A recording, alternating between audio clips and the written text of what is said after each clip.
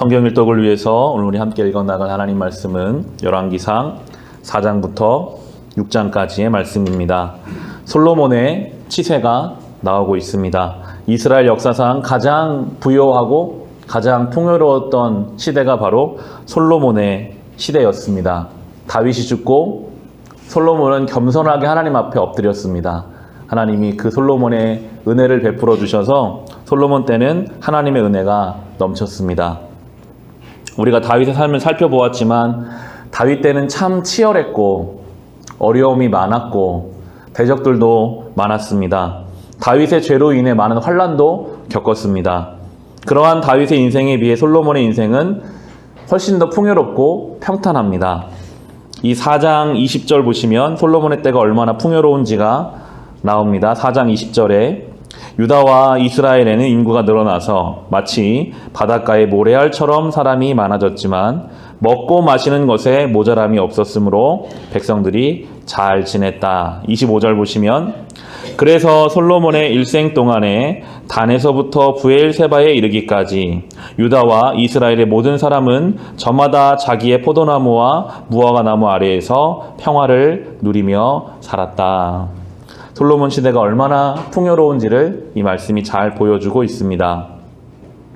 다윗의 때와 같은 그런 시대가 있고 솔로몬의 때와 같은 이러한 시대가 있습니다. 아버지와 아들이고 얼마 시간차가 나지 않지만 어떤 인생은 참 치열하게 많은 시험을 견디며 살아야 하는 인생이 있고 또 어떤 인생은 하나님이 주시는 많은 은혜를 누리며 풍요롭게 사는 인생이 있습니다. 한 인생을 통해서도 우리의 인생의 때에 어떤 때는 다윗 때처럼 참 치열하게 어렵게 하나님의 시험을 또 나의 죄 때문에 넘어지면 사는 시대가 있는가 하면 또 같은 인생인데도 어떤 때는 많은 은혜를 누리면서 하나님의 풍요로움을 누리며 살 때도 있습니다. 우리가 기억해야 할 것은 그 모든 때에 하나님이 계시다는 것입니다. 힘들고 어려운 다윗의 때에도 하나님은 역사하고 하나님의 섭리가 있었고 이 솔로몬의 풍요로운 때에도 하나님의 역사와 하나님의 섭리가 동일하게 존재하고 있습니다. 성경은 그래서 이 솔로몬의 이 풍요로움이 결코 솔로몬의 뛰어남 때문이 아니라 하나님의 은혜였음을 강조합니다. 4장 29절 30절을 보시면 하나님께서 솔로몬에게 지혜와 총명과 넓은 마음을 바닷가의 모래알처럼 한없이 많이 주시니 솔로몬의 지혜는 동양의 어느 누구보다도 또 이집트의 어느 누구보다도 더 뛰어났다. 성경은 하나님이 하신 것임을 강조하고 있습니다. 하나님이 주셨기 때문에 솔로몬에게는 지혜가 있었던 것입니다.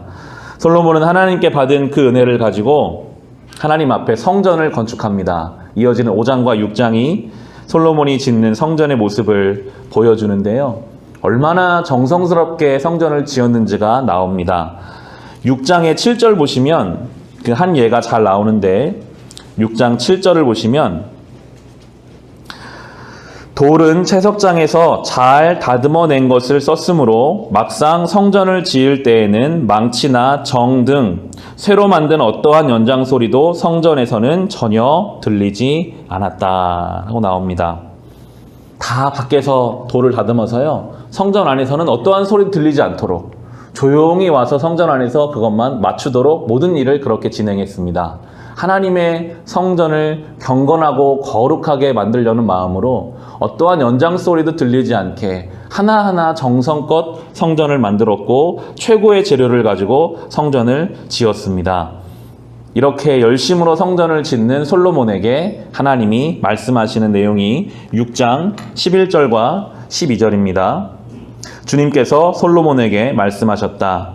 드디어 내가 성전을 짓기 시작하였구나.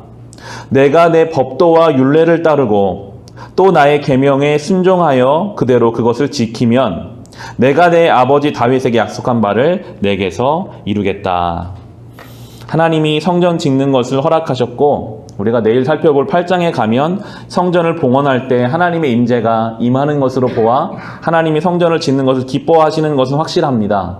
그런데 하나님의 말씀을 오늘 12절을 잘 보시면 성전을 다 지으면 성전이 아름답게 지어지면 내가 너에게 잘해주겠다 이런 말씀이 나오지 않고요. 여전히 하나님은 그럼에도 솔로몬 너의 인생이 네가 말씀을 잘 지키고 아무리 성전을 멋있게 지어도 그것과는 관계없이 솔로몬의 인생이 하나님 앞에 순종하며 살 것을 명령하고 계십니다.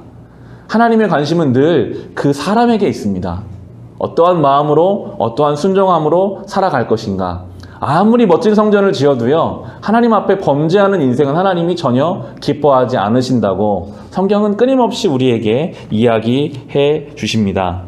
하나님은 이미 사울 왕 때부터 사무엘을 통해서 이렇게 말씀하셨는데요. 사무엘상에 보면 이런 말씀이 나옵니다. 사무엘이 나무랐다.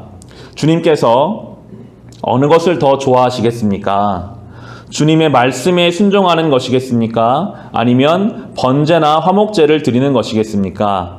잘 들으십시오. 순종이 제사보다 낫고 말씀을 따르는 것이 순양의 기름보다 낫습니다. 하나님은 늘 우리가 나의 삶이 하나님 앞에 성전되기를 원하십니다. 우리 한 사람 한 사람의 삶이 하나님 앞에 거룩한 성전입니다. 우리를 성전으로 세워가는 것을 주님께서는 바라고 계십니다. 바라기는 우리가 성전이 되고 우리의 가정을 성전으로 세워 갑시다.